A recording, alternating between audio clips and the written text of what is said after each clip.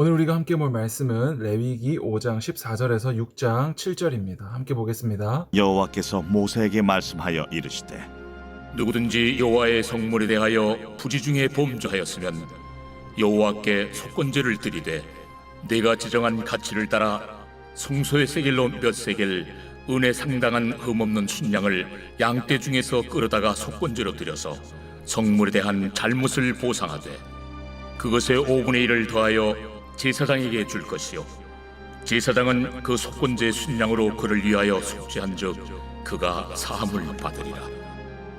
만일 누구든지 여호와의 계명 중 하나를 부지 중에 범하여도 허물이라 벌을 당할 것이니 그는 내가 지정한 가치대로 양떼 중 흠없는 순양을 속건 제물로 제사장에게로 가져갈 것이요 제사장은 그가 부지 중에 범죄한 허물을 위하여 속죄한즉 그가 사함을 받으리라.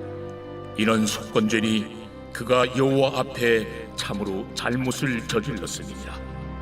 여호와께서 모세에게 말씀하여 이르시되 누구든지 여호와께 신실하지 못하여 범죄하되 곧 이웃이 맡긴 물건이나 전당물을 속이거나 도둑질하거나 착취하고도 사실을 부인하거나 남의 이런 물건을 줍고도 사실을 부인하여 거짓 맹세하는 등 사람이 이 모든 일 중에 하나라도 행하여 범죄하면 이는 죄를 범하였고 죄가 있는 자니 그 훔친 것이나 착취한 것이나 맡은 것이나 이런 물건을 주운 것이나 그 거짓 맹세한 모든 물건을 돌려보내되 곧 그 본래 물건의 5분의 1을 더하여 돌려보낼 것이니 그 죄가 드러나는 날에 그 임자에게 줄 것이요 그는 또 그 속건제물을 여호와께 가져갈지니 곧 내가 지정한 가치대로 양떼 중 흠없는 순양을 속건제물을 위하여 제사장에게로 끌고 갈 것이요 제사장은 여호와 앞에서 그를 위하여 속죄한즉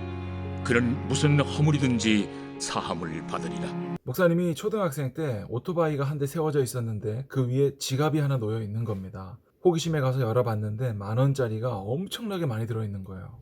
목사님이 이 큰 돈을 발견하고 주변에 사람이 없나 막 둘러봤습니다. 그런데 저 멀리서 고등학생 형이 한 명 오고 있는 거예요. 목사님 너무 무서워서 돈을 그냥 두고 도망쳤던 기억이 나는데 그 형이 그 돈 지갑을 들고 목사님을 계속 따라왔어요. 그래서 막 엄청 빨리 뛰어서 도망갔거든요. 그리고 한참 시간이 지나서 고등학생이 되고 이제 대학생이 됐을 때 그때 돈이 생각나는 거예요. 만약에 내가 지금 그 돈을 주었으면 그냥 놔두고 올 수 있었을까? 여러분들은 길거리에서 돈을 주면 어떻게 하나요? 지갑이나 큰 돈을 주었을 때 여러분 어떻게 하겠어요? 예전에 뉴스를 봤는데 초등학생들이 지갑을 주었다고 경찰서에 가지고 오는 것을 봤어요. 여러분 예수님을 믿는 사람이라면 마땅히 경찰서에 갖다 주고 주인을 찾아줘야 될 것입니다. 왜냐하면 그 물건은 내 것이 아니기 때문이죠. 내가 주었더라도 주인이 없더라도 어쨌든 내 건 아니기 때문에 하나님 앞에 살아가는 우리들은 늘 정직하게 사는 것이 마땅합니다. 오늘 말씀에 나오는 제사는 속건제인데요. 이 속건제는 율법을 부지 중에 나도 모르게 어기거나 그리고 성전에 있는 성물을 부지 중에 나도 모르게 파손하거나 그리고 세 번째로 이웃이 맡긴 물건을 도둑질하거나 빼앗거나 거짓말하거나 길에서 주운 것을 내 것이라고 우기거나 이 모든 것들에 대해서 속건제를 드려서 죄사함을 받아야 된다는 거예요. 제물로는 무흠한 순양을 드려야 되고요. 5분의 1을 제사장에게 드리거나 특별히 상대방의 물건을 훔친 경우에는 상대방에게 5분의 1을 더 주어야 되는 내용들이 나와 있습니다. 이처럼 하나님께서 제정하신 5대 제사 중에 이 속건제에는 하나님과의 관계뿐만 아니라 사람과의 관계 속에서도 드려야 할 제사가 있다라는 것을 말하고 있죠. 예수님께서도 제사 드리기 전에 친구와 다툰 일이 있으면 먼저 화해하고 와야 그 제사를 받아줄 것이다 라고 이야기하죠. 그만큼 우리가 이 땅에 살아가는 동안에 예배만 드리면 끝이냐? 그게 아니라 예배 드리기 전에 먼저 친구와 형제와 다툰 일이 있으면 먼저 화해를 해야 된다는 거예요. 그 말은 하나님과의 관계만큼이나 우리 형제 자매와의 관계도 중요하다라는 것을 말하고 있죠.